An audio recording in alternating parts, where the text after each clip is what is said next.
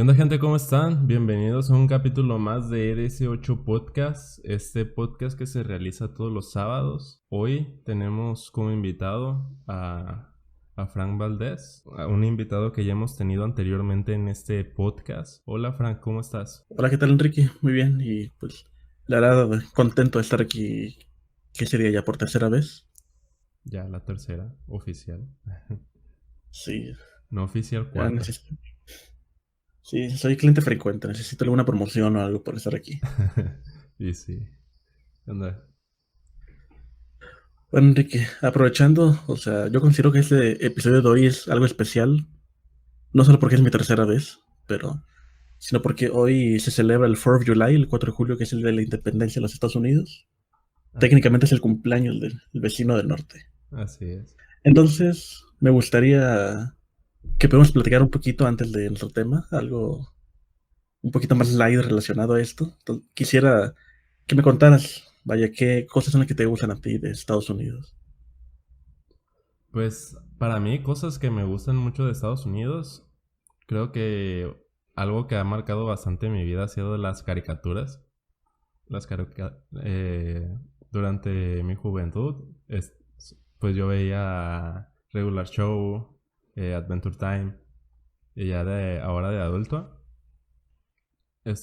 me gustó mucho Rick and Morty, BoJack Horseman y una serie de un podcast que salió hace poquito en Netflix, que ahorita no recuerdo el nombre, pero es del mismo creador de Adventure Time.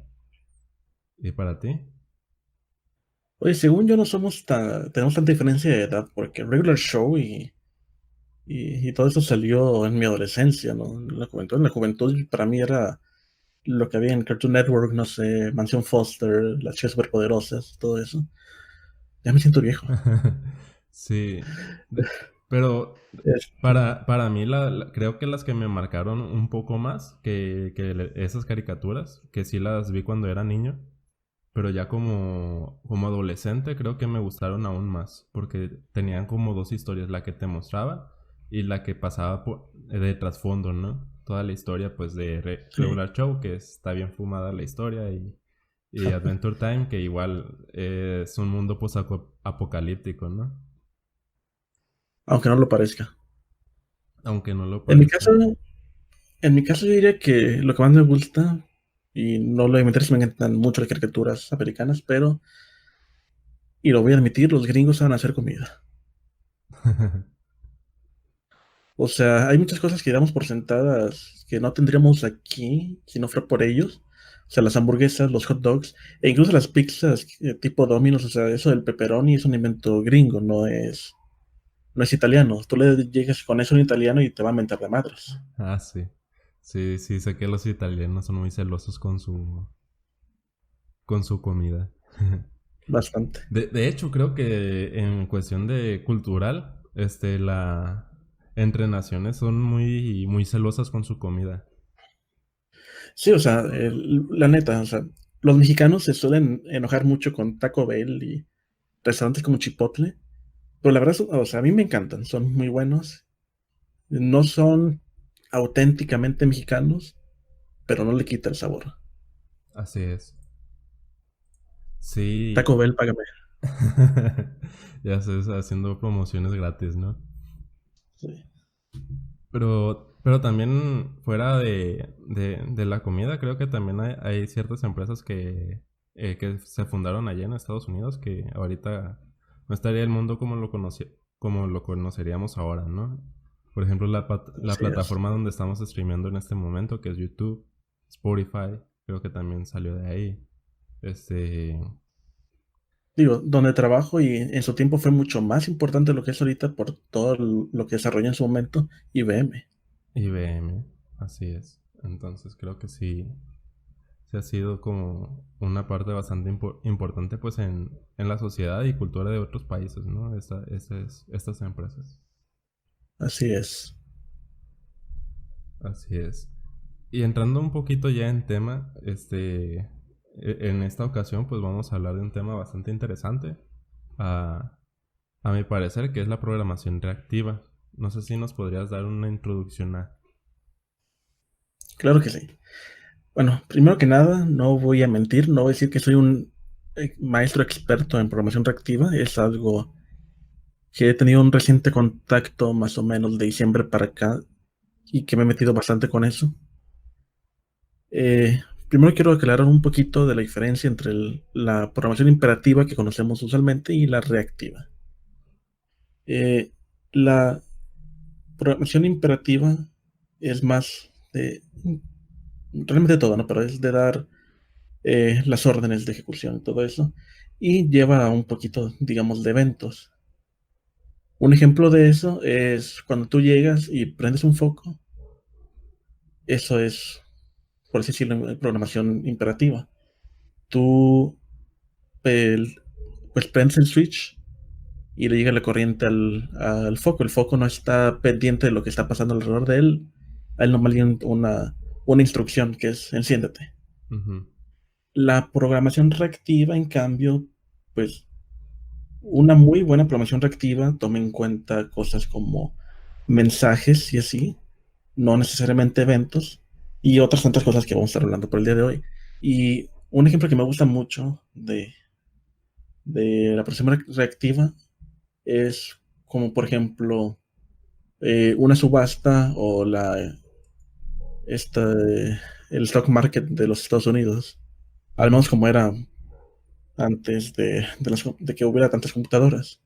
De que, por ejemplo, está, vamos a decir, el subastador o la persona del stock market que está actualizando los precios, y del otro lado está la otra persona que está al pendiente de eso.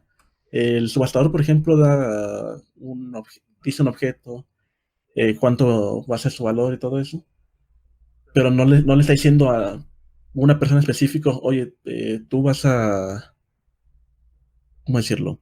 A ofrecer más, no vas a ofrecer nada, no sé, sino que la otra persona está pendiente del mensaje que es la oferta que se está dando, y él eh, manda otro mensaje que es yo doy más, por ejemplo.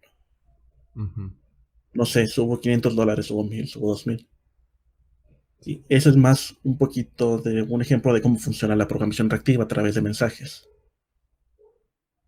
Pero pues son muchas, tantas otras cosas. No es todo un paradigma, no es. Y de hecho no es un paradigma nuevo. Ujú, Eh, y realmente casi ninguna de las ideas que tenemos ahorita son nuevas. Esto de la programación reactiva como idea es algo que viene desde los 70s. Eh, o sea, ¿qué son ya? Ya me siento viejo, 50 años. 50 años.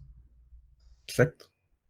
Y obviamente en su momento tal vez no estaba bien cimentado todo como para poder empezar a implementarlo, pero ya estaba las ideas. Y así pasa mucho en la computación. Ya ves con Ada Lovelace, con Alan Turing. O sea, ellos de cierta manera eh, crearon las computadoras sin crearlas. Dejaron las bases, las ideas. Y ya luego nomás que llegó la tecnología se empezaron a implementar. Y es lo que está pasando ahorita con la programación reactiva. Ya se está implementando, aunque la idea ya viene de 50 años atrás. Así es. De hecho, creo que muchas de las cosas que se establecieron antes no se podían implementar tan vistosamente como se está haciendo ahora por cuestiones de que no existía la tecnología para ello. Lo sé. Pues Y de hecho ahorita lo estamos viendo también con la computación cuántica. sí, y la inteligencia Es- artificial, sí, que, o sea, ya es que el futuro hoy. sí, que muchas ecuaciones matemáticas ya son de que se están utilizando en inteligencia artificial ya son muy viejas, de más de 20 años, 30, pero que hasta ahora, Sí, más de 30 fácil. pero que hasta ahora se están pudiendo implementar. Sí. La, para mí es de las cosas que sí me quedó en gato. O sea, en que estaban pensando las personas de antes cuando comenzaron a establecer las bases de todo lo que conocemos ahora, ¿no?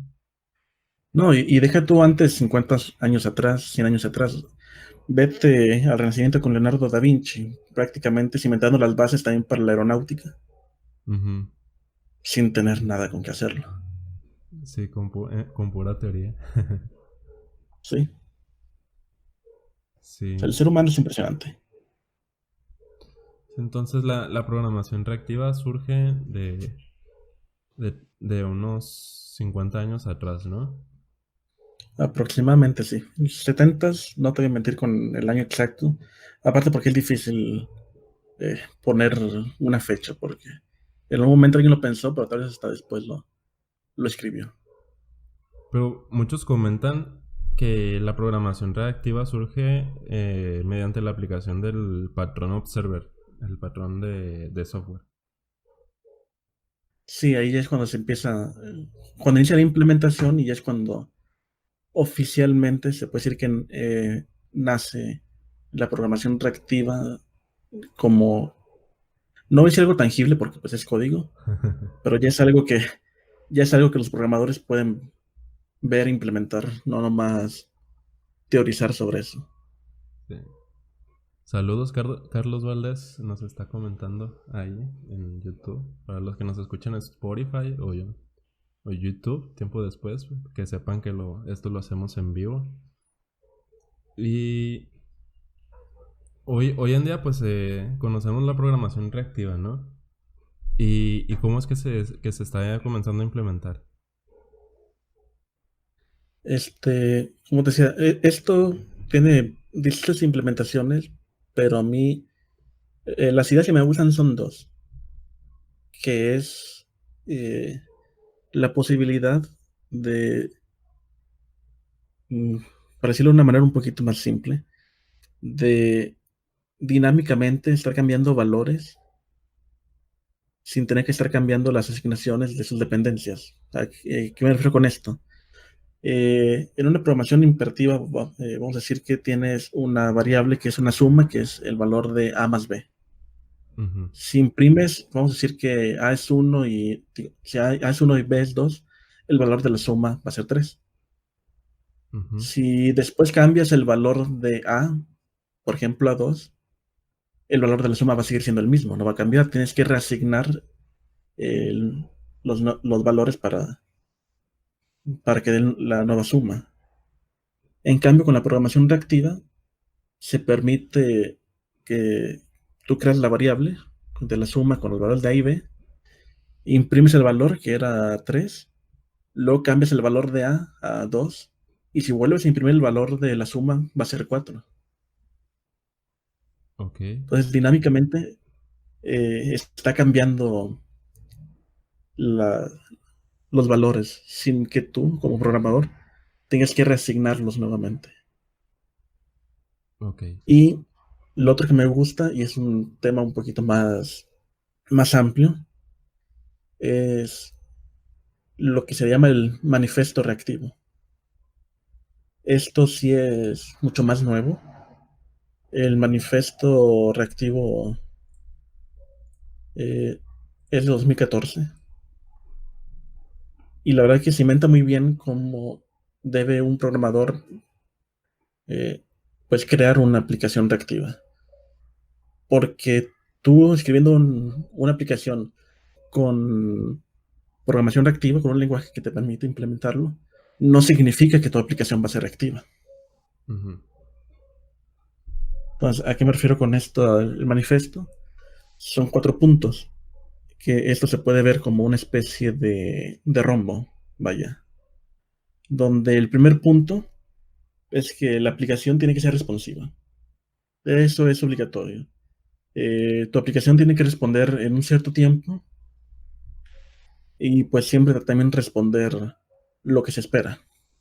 ujú. Si cada vez que lo ejecutas algo te está trayendo errores bueno, no errores, mejor dicho, valores distintos que no esperabas, o por X o Y razón, está tardando tiempos distintos, muy distintos, porque obviamente cuando tú ejecutas algo siempre va a cambiar el tiempo, no necesariamente va a ser estático, porque puede que en el momento en que lo ejecutaste, la computadora apenas iba soltando algún recurso y ya empezó a correrlo y tardó más, eso no hay problema, pero Si algo que suele tardar unos 100 milisegundos de repente tarda 700, no es responsivo, algo malo está pasando. Ujú. El siguiente punto, de hecho son dos, ya ves que es un rombo, pues son al mismo nivel, es que una aplicación sea resiliente, mejor dicho. Resiliente eh, puede, no necesariamente significa que sea resistente a fallos, sino que sea responsivo a fallos. ¿Qué me refiero con esto? Una aplicación puede tener errores por varias razones, ya sea porque se conectó a algún servidor que no está disponible, eh, porque vamos a decir que el usuario ingresó algún valor que no debía, etcétera, ¿no? Pero eso no debe de permitir que la aplicación deje de funcionar. Ujú. Y hay varias formas de hacerlo. Yo lo implementé y que me encanta. Es una herramienta que se llama Resilience4j, es para Java, que te permite, entre una de esas cosas, es obviamente la resiliencia. Actuar de manera distinta dependiendo del fallo que se dé. Pero también te permite hacer retries por si algo se está tardando y darle oportunidades de seguirlo haciendo. O incluso hay una función que me encanta que se llama el Circuit Breaker. Y, y eso es muy similar a lo que hace un breaker de la vida real. Cuando, por ejemplo, algo está fallando en tu casa con la corriente, ya ves que se protege el breaker y pues baja la pastilla. Así es. Y pues deja de funcionar. Tú lo que tienes que hacer es, ya que pasa el problema, vuelves a activar la pastilla y ya todo vuelve a la normalidad. El Circuit Breaker, una herramienta como Resilience4j, lo que te ayuda es que si tu aplicación, o ya sea, por ejemplo, una parte del código está fallando mucho, por ejemplo, por timeouts o porque un servidor no está disponible o algo, entre comillas, baja la pastilla, o sea, cuando vuelve a intentar llamar a ese método, te manda un mensaje de error que tú le dices, de que en ese momento, por ejemplo, el servidor no está disponible, aunque puede que esté disponible, pero tú le estás diciendo que no. Y después de cierto tiempo que tú le especificas, eh, entra en un estado que se le llama semiabierto. En ese estado, por ejemplo, permite que se envíe una llamada nuevamente al método. Si funciona, ok, ya cierra el circuito para que funcione normalmente. Y si llega a fallar, pues lo abre de inmediato para que no se sigan dando errores y se estén gastando recursos que son muy necesarios. Ujú. El otro punto, y este me encanta porque este fue cambiado, originalmente era escalable, pero lo cambiaron por elástico, es que tu aplicación debe de poder crecer, o sea, debe de poder aceptar más carga de trabajo o incluso menos, depende de la necesidad. Ujú. Y eso lo vemos, por ejemplo, en Amazon. Cuando tú te metes en Amazon, eh, en una fecha, digamos, como vamos a ir en una semana que no hay nada, se supone que se deben estar usando menos servidores, porque no debe haber tanta carga de gente utilizando, pero cuando se acercan las fechas navideñas, Día de la Madre y todo eso, se debe de permitir más conexiones a la vez, entonces tienen que abrir más servidores, y eso es lo que sirve con Elástico, debe de poder incrementar o decrementar la capacidad de carga que, que puede aceptar tu aplicación. Y el último, y digamos que podría decirse que esa es la base y es lo que hablaba casi en un principio, que esto debe ser orientado a mensajes, no orientado a eventos. Hay muchas maneras de implementarlo. Lo que yo conozco con mi experiencia que he trabajado es Kafka, que es una herramienta de mensajes, en la que tienes un servidor donde tienes, vamos a decirle, una especie de bus de mensajes, que en Kafka se llaman tópicos, donde tienes suscriptores y tienes productores. Un productor es alguien que envía un mensaje a Kafka y un suscriptor es alguien que recibe mensajes desde Kafka.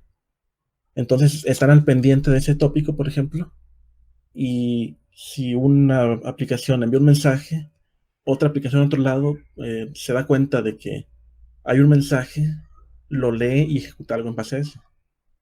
Ese es el ejemplo que decía de las subastas.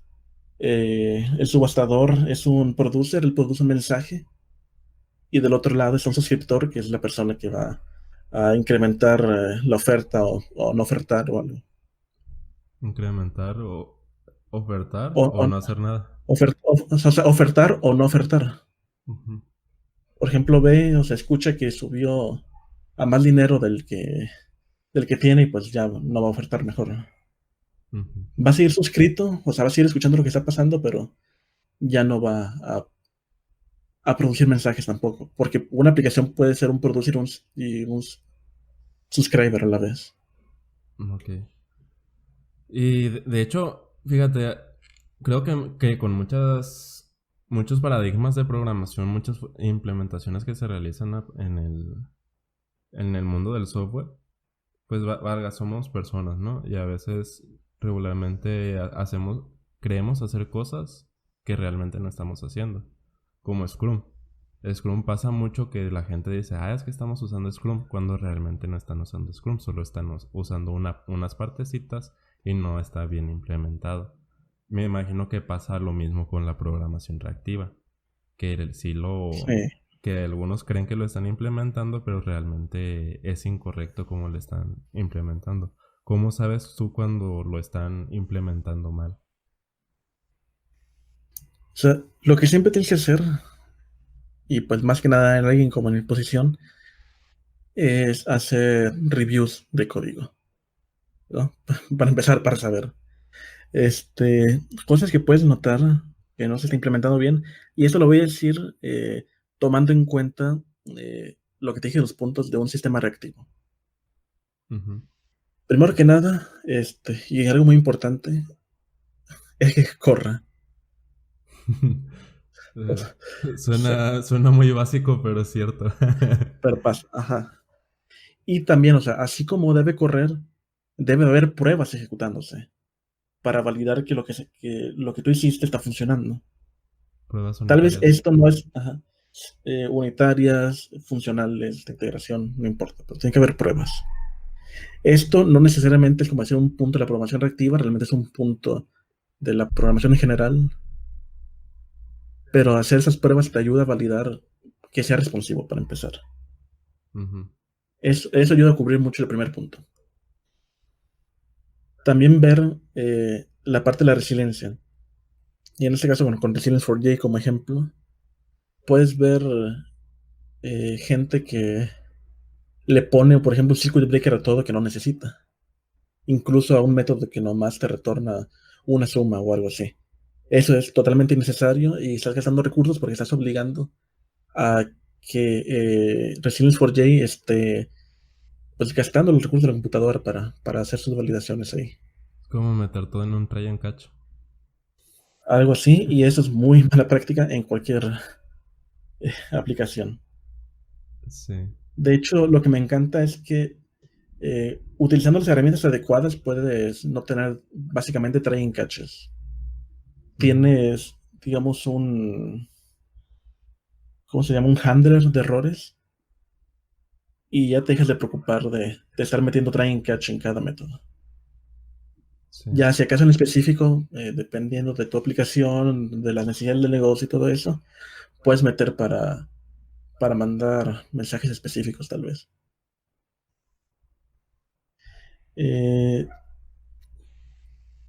de lo siguiente, que sería lo elástico es, ahí ya no habría mucho problema con la programación, esto ya es más de DevOps, ¿no? Ujú. Entonces, ya yo como lead, yo no me tendré que fijar en eso y básicamente ningún programador. Pero si tú estás implementando programación reactiva, tienes que tratar, o no tienes que tratar, tienes que implementar todos estos puntos. O sea, la programación reactiva no viene siendo solamente el código, sino también la implementación, la arquitectura. O sea, la programación reactiva es simplemente, digamos, el paradigma, Ok. pero que tú escribas código con el paradigma reactivo no significa que tu aplicación va a ser reactiva. Ah, ok. Un punto bastante importante. Sí. Y ya por último también lo de orientados a mensajes. Esto sí es un poquito más complejo de ver y me va a depender mucho de tu lenguaje de programación y las herramientas que utilices, pero pues sí tienes que tener los tópicos adecuados, eh, que realmente son nomás como que canales, vamos a decir.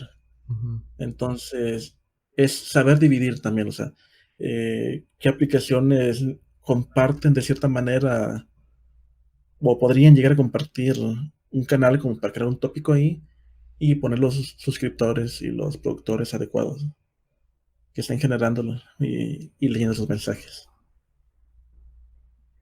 Eh, y no voy a decir, digamos que es la manera correcta, pero pues a mí algo que me encanta es la programación reactiva funcional, que es combinar de cierta manera esos dos paradigmas en uno solo. Ok. Sí, sí, sí he Y, escuchado sobre eso. sí, y aquí es donde, por ejemplo, hablando de mi experiencia en Java, entran los streams, por ejemplo, que te permiten mapear, filtrar, etcétera, los datos, usando lambdas y así. Esto parte de la programación funcional, pero también un punto muy importante, y, y eso es cuando, digamos que se puede ver como que se están creando más métodos en este paradigma, es que una función no debe de tener efectos secundarios. Una función tiene un input y tiene un output. Si quieres puede tener logs, pero no debe estar haciendo otra cosa más que lo que debe de, por ejemplo, el nombre. Si suma, debe de, o sea, si el método se llama suma, debe recibir como input dos o más números. Puede loguear el resultado si quieres, pero lo que tiene que hacer es retornar la suma de esos números. Si antes valida el input y todo eso, estás haciendo algo mal porque estás causando un efecto secundario. La validación del input tiene que ir a otro lado, pero no va en la suma porque la suma suma. Y ya. Que la validación tiene que ir por fuera. Entonces, Sí, por ejemplo, antes de llamar el método suma, tienes un método validar inputs o validar numérico. así es.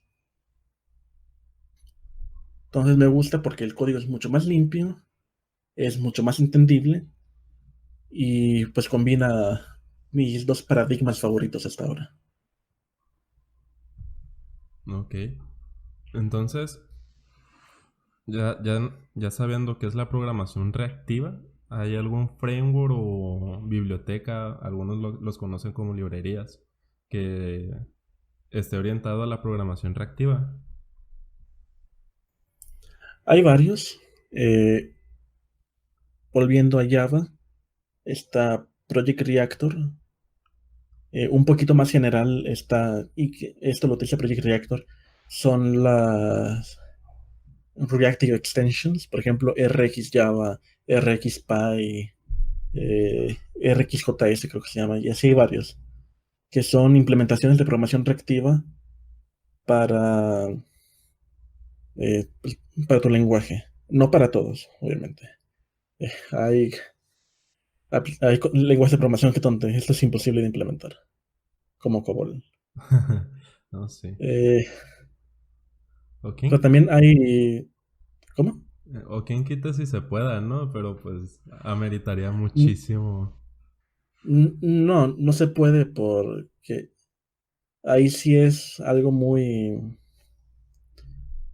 ¿cómo decirlo? Muy, De bajo nivel. sí, muy de bajo nivel. Entonces, no, no se puede implementar. Otros frameworks que se conocen, y lo voy a mencionar, aunque no lo es, React.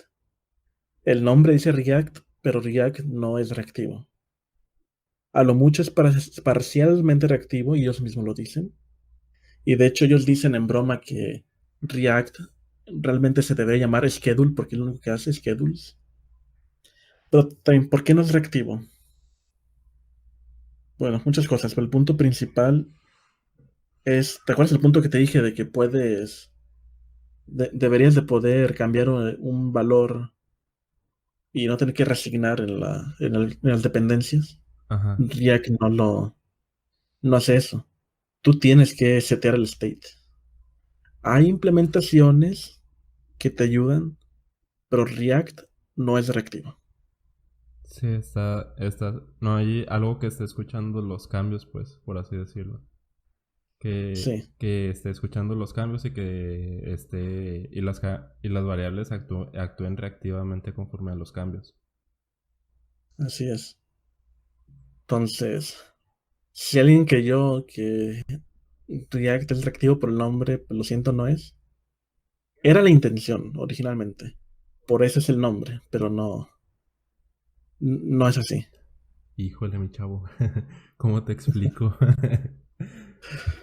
Y, por Eh, ejemplo, a lo que me comentas, yo estuve llevando un curso de una biblioteca o librería que se llama Svelte. Por lo que sí. logré tentar, pues sí, a lo que comentábamos, sí actúa reactivamente a los cambios de los valores, ¿no? Este, específicamente, Svelte no es reactivo. Svelte la- realmente es un compilador. Pero Svelte lo que te hace es que te permite escribir código utilizando el paradigma reactivo. Y de una manera muy sencilla, esto es para JavaScript, ¿no? De una manera muy sencilla y pues te ayuda mucho en el frontend trabajar con esta herramienta, con este compilador. Para explicar un poquito cómo funciona Svelte, para los que no saben, eh, este compilador vaya compila no de una manera, digamos, top to bottom, como lo conocemos siempre, de que lee la primera línea de código, ve que todo esté bien y que no tenga, por ejemplo, alguna variable que no exista o algo, ya pues la convierte a código máquina y se va a la siguiente línea y así. Svelte lo que hace es que compila de manera, como la llaman ellos, topográfica, Ujú, desde lo más importante hasta lo menos importante. Entonces, por ejemplo, primero compila las líneas de código que son, digamos, reactivas, que están cambiando de valor, y ya lo va compilando lo demás.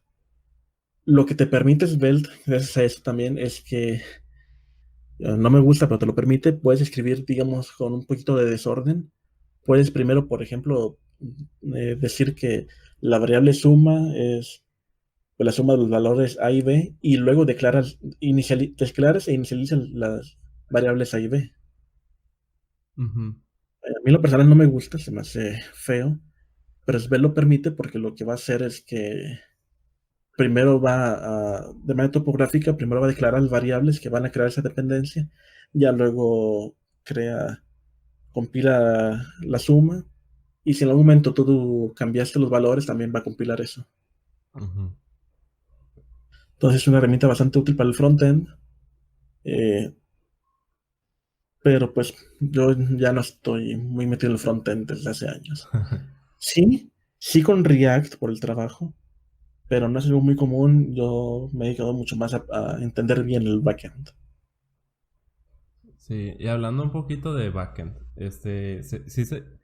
la programación reactiva, bueno, aquí en nuestra guía, pues se puede implementar en el back, ¿no? Esto, Ujú. por ejemplo, tiene que ser totalmente orientado a mensajes, los valores que se están utilizando tiene que cambiar, ¿no? Sí. Sí, entonces, ¿cómo es la implementación en el back? Ante el paradigma reactivo. Sí, así más rápido. Frontend, la programación reactiva nada más va a ser pues crear el código con alguna herramienta, con algún lenguaje que tenga esta implementación. Pero si haces algo totalmente con frontend, no va a ser una aplicación reactiva. Necesitas de un backend reactivo para que esto sea ahora sí una aplicación reactiva. ¿Esto cómo se hace? Va a depender mucho de las herramientas o sea, de los lenguajes que vayas a utilizar, todo eso. Eh, Partes muy importantes que tienes que tomar en cuenta para hacer una aplicación totalmente reactiva. Eh, Tienes que tener, obviamente, lo que ya vimos, de que sea responsivo, que sea orientado a mensajes, que sea, bueno, elástico, pero pues eso ya del lado de DevOps, y que sea resiliente. Pero pues también se tiene que tomar en cuenta las bases de datos, porque el punto principal de esto es que una aplicación reactiva también es una aplicación asíncrona.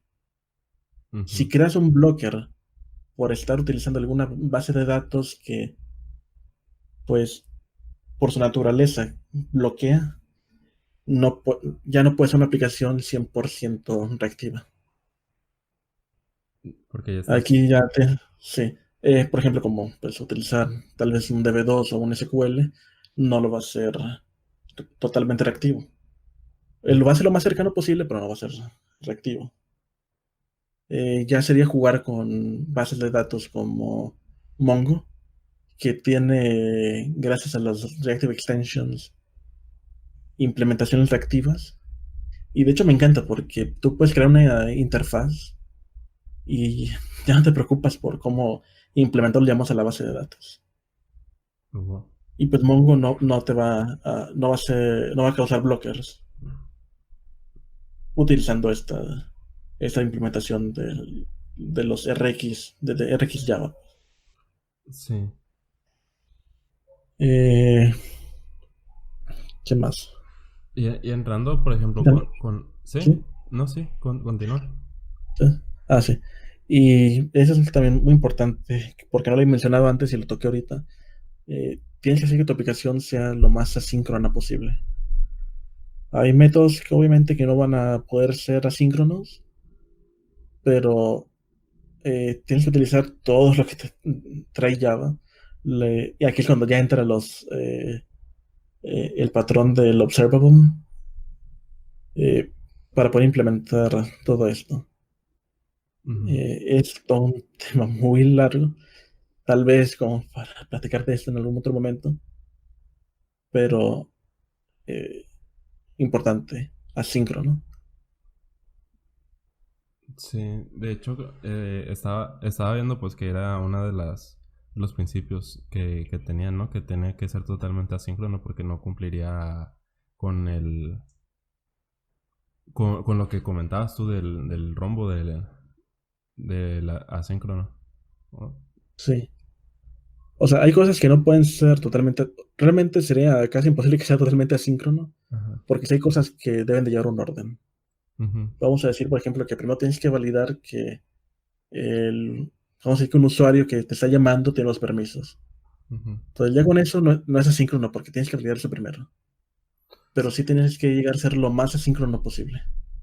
Sí, no, pues es que, pues, por ejemplo, muchas cosas en esta vida, por ejemplo, podemos hacerlas de manera asíncrona, como por ejemplo, ahorita que estamos hablando de nosotros dos y aparte se está transmitiendo en vivo, pero tampoco vas a hacer un sándwich poniéndole jamón, pan, jamón. Entonces, Así es. sí, porque se estuvo saltando los pasos por ser asíncrono. En- Entonces, ¿cuándo son los momentos en los que tú puedes decir, ah, esto puede esperarse un poquito aquí? Eh, Todo lo que tiene que ver con autentificación, o sea, autorización y autentificación, Ujú. eh, validaciones prácticamente, eh, y un poquito también llamado a otros, si estás utilizando la arquitectura basada en microservicios, algunas llamadas a otros microservicios. Es, puedes utilizar, por ejemplo, para este caso, en Java, los futures, Ujú. que esto pues lo que permite es que un llamado funcione de manera síncrona, o sea, un llamado a otro microservicio. Pero pues todo va a depender también del tipo de microservicio y lo que va a hacer. Son muchas cosas que tomar en cuenta. Sí, Esto pues va a depender de las necesidades del negocio y pues también de la arquitectura que tienes disponible. sí. Sí, creo que a veces no entramos en esos conceptos y los buscamos como implementar así tal cual lo dice y terminamos con problemas de asincronía, ¿no?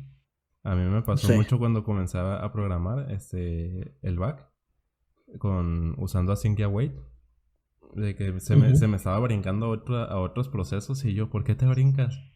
Y ya, eh, y entrar un poquito a ese paradigma de Async y Await, creo que está un poquito... Para no haberlo tocado nunca, creo que iniciar es un poquito complicado hasta que entiendes el cómo funciona, ¿no? Sí, Sí, la verdad que sí. sí, entrando un poquito pues a los lenguajes de programación, ahorita estábamos comentando que COBOL era uno de los lenguajes en los cuales no se podían implementar, ¿no? Hay, Así es. Tiene que haber algo en un lenguaje de programación para que sí se pueda implementar. Yo creo, o sea, que básicamente cualquier lenguaje de alto nivel podría implementar esto. No necesariamente significa que todos los tengan. Eh, y te digo, todo esto depende de si se crea esa implementación o no. Como te digo, está la Reactive Extension, que es RxJava, RxPy, RxJS, etcétera. Eh, puedes también utilizar algunas cosas que tiene por defecto un lenguaje, pero eh, hacerlo reactivo va a ser muy complicado porque, pues, básicamente pues, vas a volver a crear la rueda. Ya Ujú, existen las extensiones y si no las usas, pues vas a tener que crearlas básicamente desde cero para que funcione. Pero si tu lenguaje es de alto nivel, debe ser posible implementar ese paradigma. Porque recuerda, los paradigmas son agnósticos al lenguaje. ujú. Entonces, pero como vimos, o sea, obviamente ensamblador y COBOL no van a tener esto. Así, programar. Sí, te- son de muy bajo nivel, donde prácticamente estás hablando directamente con la computadora. Entonces, sí. Así, no programación orientada a objetos en ensamblador. ay, Y, y por ejemplo, bueno, yo tengo una relación amor-odio con JavaScript, porque muchas cosas las ujú, hace muy simples, pero otras cosas las hace muy demasiado simples que puede haber muchos errores. sí, Entonces, lo creo que uno de bueno, uno de los lenguajes que sería muy fácil como aprender a implementar. Esto es JavaScript, pero creo que también es uno donde en los cuales puedes como obtener muy malas prácticas, ¿no? así es. Me van a odiar, pero JavaScript para mí es como el nuevo PHP. Muy bonito y todo, pero te permite muy malas prácticas. Ujú, Pero sí, JavaScript realmente es bueno porque desde hace mucho que utiliza los streams, utiliza los lambdas y todo eso, que se usa tanto en la programación funcional como en la programación reactiva, pero es bueno que de hace mucho lo tengan porque pues, de cierta manera podría decirse que intentan ser pioneros en esto. ujú. Pero siendo realistas, y tal vez sea porque yo tengo una relación de amor con esto, es que utilicen Java y pues que aprendan un poquito de este Project Reactor, de los Reactor Extensions, para poder empezar a implementar esto. Y pues no crean también que que como es, por ejemplo, React se llama React, va a ser activo, tienen que también investigar un poquito y aprender. Entonces, lo bueno está Svelte, como ya vimos. Si te vas a dedicar a querer aprender es en el puro frontend, pero si en backend, pues trata de buscar la React Extension para tu lenguaje. Ujú. ¿Qué características consideras tú que tiene que tener el lenguaje o el framework que tú usas para aprender correctamente este paradigma?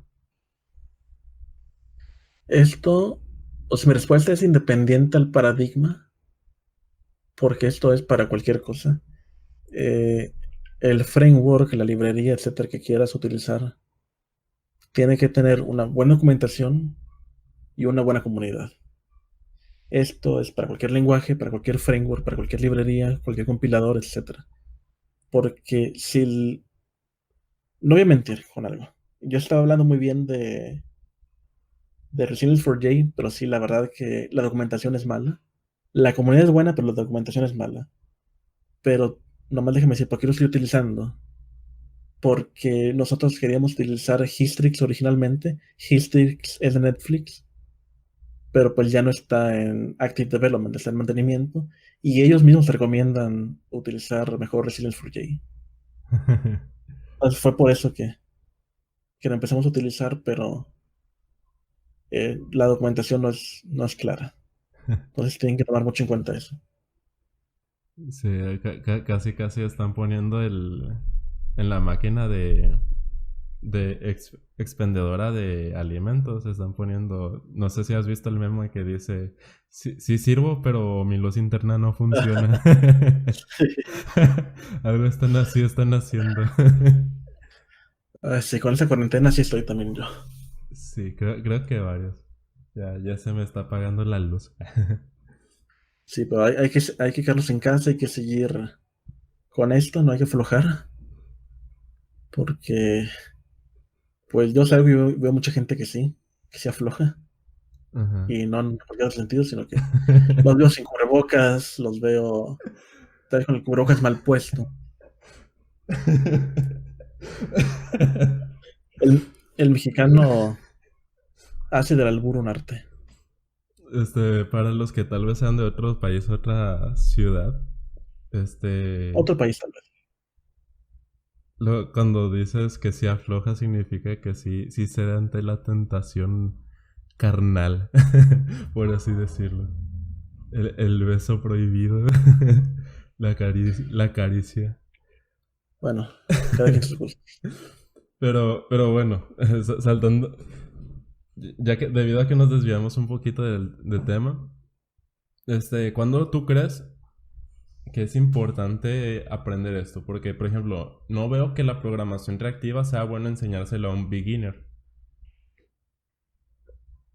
O sea, obviamente, nunca se va a enseñar algo así que para un beginner. Hay paradigmas que sí se necesita aprender, como pues el orientado a objetos, el funcional, pero el reactivo sería bueno cuando estás empezando a trabajar, no porque tu trabajo lo vaya a utilizar, pero por ejemplo, eh, en mi experiencia personal, es muy bueno siempre llegar con buenas ideas. Habla muy bien de ti, innovar.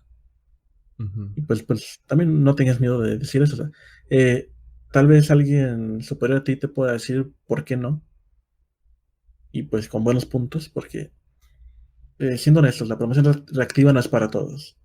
Los microservicios no es para todos. Scrum no es para todos. Waterfall no es para todos. Nada es para todos. ujú, Entonces simplemente es ver si existe la oportunidad y pues aprender para entenderlo bien y entender si realmente va a traer beneficios implementarlo. Y ahí es cuando ya lo propones. ujú. Así es. De hecho, uno de los podcasts que me gustaría tocar más adelante es el tema de Scrum. Porque como dices, los paradigmas no son para todos. Scrum no es para todos, reactivo no es para todos. Sí, o Y... sea, realmente los paradigmas, perdón por interrumpirte, pero son igual que los patrones y todo eso, son soluciones a problemas que la gente se encontró varias veces como para que fue necesario tener que crearlo. ujú, Entonces puede que tú no tengas ese problema, pero puede que sí. una solución sencilla a problemas repetitivos. Sí. Ese básicamente es la definición de un patrón. Y Bueno, también el que te paga. también el que nos paga. Ese es un patrón. Y, y fíjate, ahorita que comentas de que Scrum no es para todos, me gustaría tocar después, pero creo que ahorita se puede hacer una aportación en cuestión de que Scrum, eh, además de ser un framework, creo que también es un estilo de vida, ¿no? Por así decirlo. En el cual, pues, Sí, ¿eh? sí, conozco gente que para ellos es un estilo de vida, es una filosofía.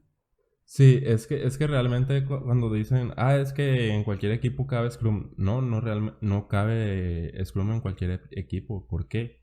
Porque hay mucha gente que no es responsable y, y como ahí están las tareas que se tienen que hacer, para ellos tal vez sea muy fácil no agarrar ninguna y estar todo el sprint ahí sentados de bonitos o que nunca piden ayuda y como Scrum está muy centrado en los equipos, que en los cuales como equipo tienen que salir adelante en el proyecto, este llega a pasar esta situación en la que ellos no hacen nada, no aportan nada al equipo, entonces, ¿qué pasa? Retrasan el equipo, retrasan el alcance del proyecto y muchas otras cosas, ¿no? Al igual que no solo por parte del equipo, también en la gestión por parte de la empresa, que quieren calificar a las personas en vez del equipo. De que, este no hace mucho, este no hace mucho tampoco, y quieren primero que les des una documentación de cómo va a estar el proyecto antes de comenzar a codificar. Y pues Scrum es como una de sus bases, es llegar al producto mínimo viable lo más rápido posible. Y el producto mínimo viable, para los que nos escuchan y no lo sepan, es el producto, las mínimas funciones que debe de tener un software. En este caso, también puede ser otro tipo de producto, pero en este caso es un software en el cual a partir de eso ya puedes sacar ingresos o aportar valor a la empresa, ¿no? Entonces, ¿esto qué permite? Van a decir muchos, no, es que cómo voy a sacar algo al público incompleto. Lo han hecho muchas empresas y les ha funcionado muy bien. Lo ha hecho Facebook, lo ha hecho Netflix, lo ha hecho, ahorita que estábamos hablando antes del podcast, Disney Plus, que no sacan el producto entero. ¿Por qué? Porque hay un tipo de personas que se llaman early adopters, que son los que están dispuestos a pagar por ser los primeros en estar en algo, a pesar de sus fallos.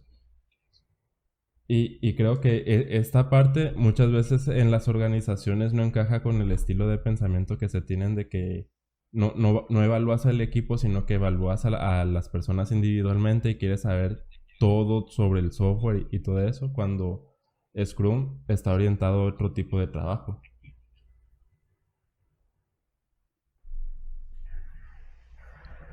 Al menos así yo lo veo. Sí, sí, te entiendo. Creo Así que que por un momento cambió la temática del sí. podcast. Y Discul- también cambió el protagonista. Disculpa, me proyecté. No, no te preocupes. También para eso son esos podcasts, para hablar realmente. Sí.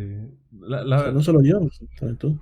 Fíjate, la verdad, ahora que comencé a hacer el podcast y que he consumido un poco más lo que es el podcast, el formato, me gusta muchísimo cuando se salen del tema. Como si estás con un tema, pero cuando se ponen a divagar, aprendes muchas otras cosas y es lo que suelo hacer mucho yo también. No sé si Sí, o hay... sea, Ajá. sí, o sea, realmente el tema es como que el tema general, pues no sé si aquí nomás dejaste de hablar. Digo, empezamos hablando de Estados Unidos. Sí, sí. Y... O sea, eso no es una clase. Esto es, de momento ahorita somos dos amigos platicando con gente eh, escuchando, como si fueran boyeristas ahí. Eh, este, también, o sea, tal vez se nos están divirtiendo o están aprendiendo, pero pues lo que estamos haciendo es estamos teniendo una conversación, un diálogo. Así es. Sí, y creo que sí me he enamorado bastante de este formato y ahora que lo he consumido un poco más, digo, ¿por qué no hay más cosas en español o en otro idioma que sea fácilmente entendible para alguien que no está muy acostumbrado a escuchar el inglés, por ejemplo, como yo? Sí te lo llego a entender, pero no de una forma tan fluida, ¿no? Entonces, sí es como de que sé que hay mucho contenido en podcast en Estados Unidos. Ahorita regresando al tema de Estados Unidos. Hay mucho Sí. contenido. Hay un podcast en el que ha ido Elon Musk, que ha ido... Es el de Adventure Time, también fue a ese. Que es muy famoso, que creo que le compró los derechos de transmisión del podcast Netflix. Perdón, Spotify. No me acuerdo cómo se llama el podcast ese. No sé si sepas tú. Mm, No, la verdad lo desconozco. Sí, y no sé cuántos millones de dólares le pagó para que solo se transmitiera en Spotify. Y que, por cierto, tocando rápidamente el tema de Estados Unidos de hoy, no sé tú, pero pues yo celebré este 4 of July eh, con la mejor comida americana inventada alguna vez, los Buffalo Wild Boneless Wings, y aprovechando también viendo el musical de Hamilton, Ujú. que muy buen musical. Si tienen Spotify, ahí está toda la música, es bastante buena, pero sí, también, si tienen la oportunidad, vean el musical, es bastante bueno y bastante educativo. No, yo la verdad creo que lo máximo, lo más gringo que hice hoy fue, fue usar Windows. Porque hasta los componentes de mi computadora son asiáticos. Uso un Ryzen, ya sabrás. Entonces, Sí, la guerra comercial entre Estados Unidos y China. sí, aunque al final pues es a favor del consumidor, ¿no? Porque no Sí, obligas a la competencia a bajar los precios, a que sea un precio más justo, porque sí llegó el punto en el que ya los procesadores de Intel ya se estaban pasando de costos. Ya estaban muy altos. sí, me encanta esto que estamos hablando, pero creo que ya divagamos bastante. Sí, Ah, sí. retomamos un poquito el tema, no sé si tienes más preguntas para mí. Creo que en cuestión del tema reactivo, considero yo que se tiene un muy buen contenido hasta este momento. No sé si alguien nos escuche tenga dudas. Sí, Sabemos que hay un delay entre lo que decimos y en que lo escuchan. Entonces, divaguemos con un tema rápido mientras vemos si hay preguntas. sí. Sí, en lo que A ver, esperamos la pregunta, ¿me puedes comentar algo que hayas considerado que haya cambiado tu vida?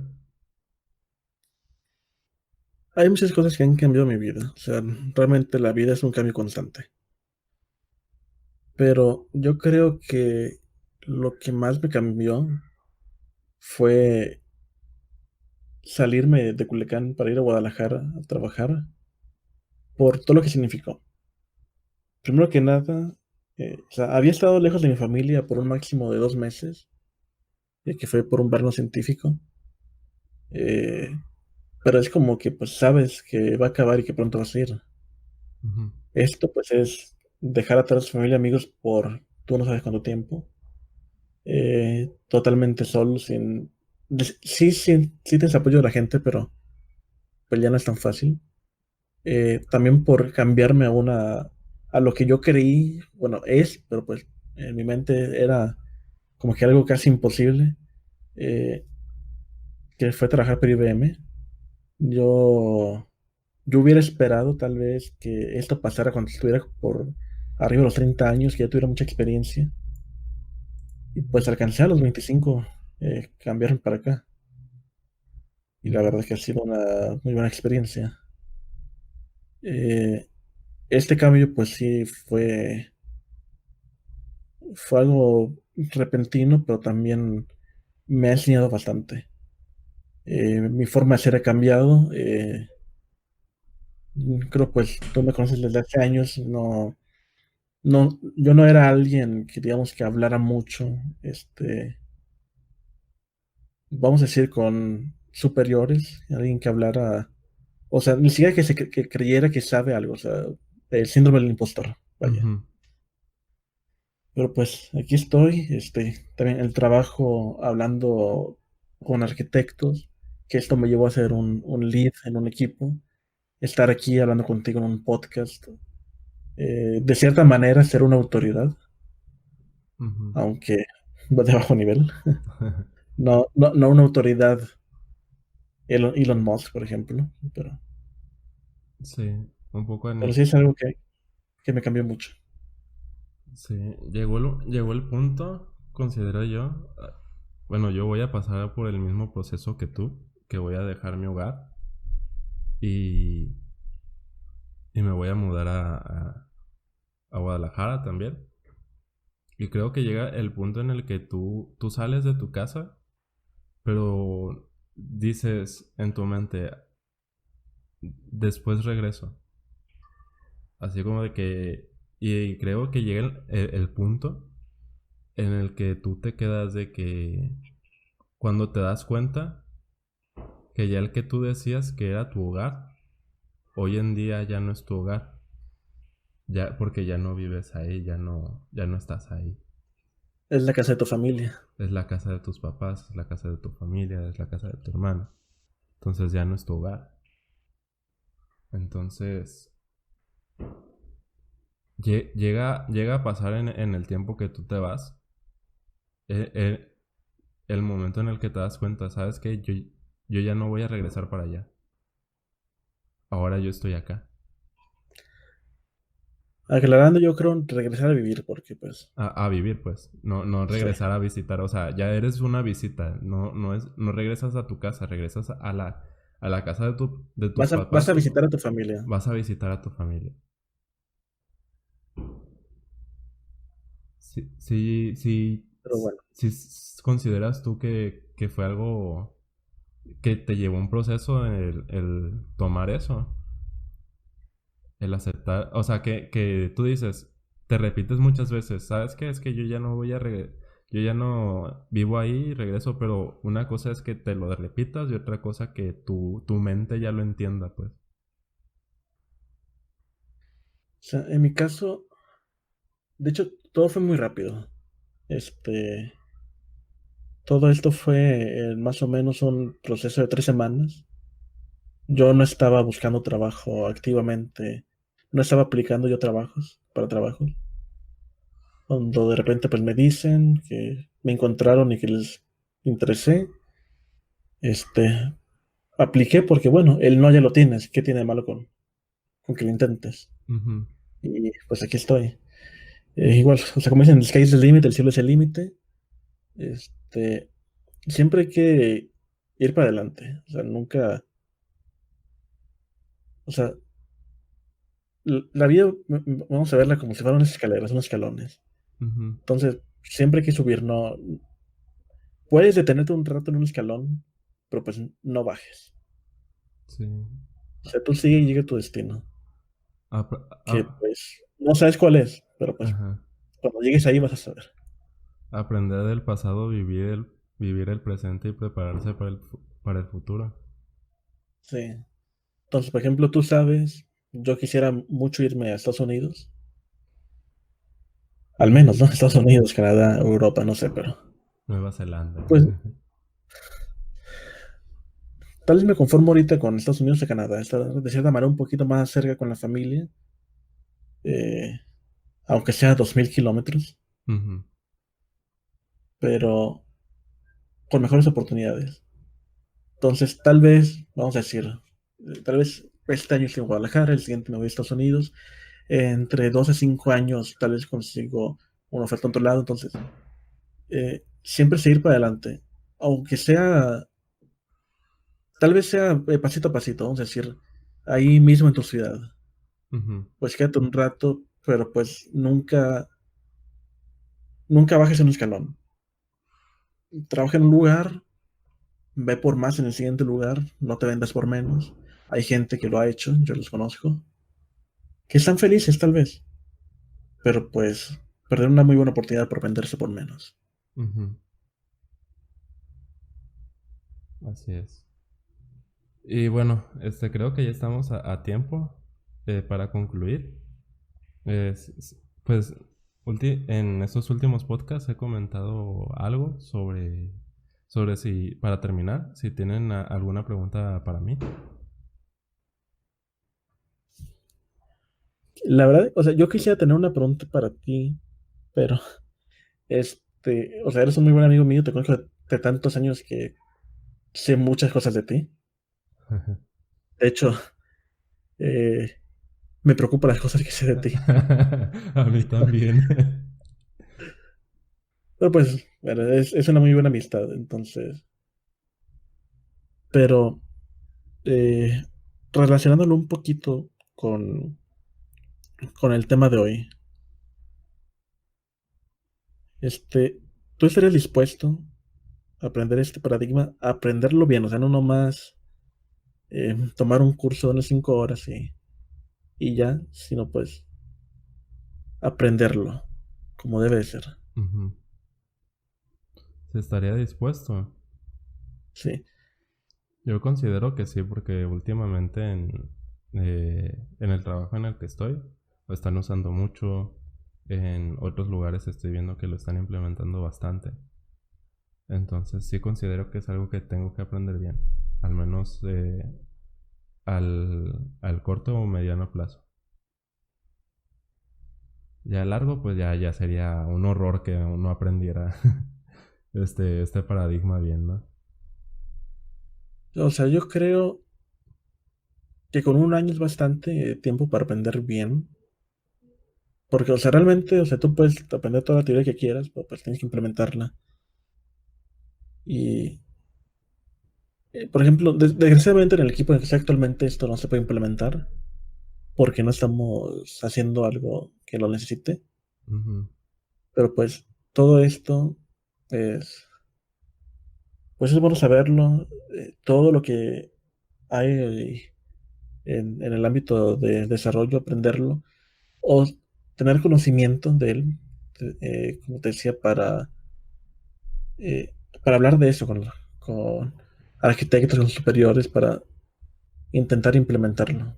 ujú.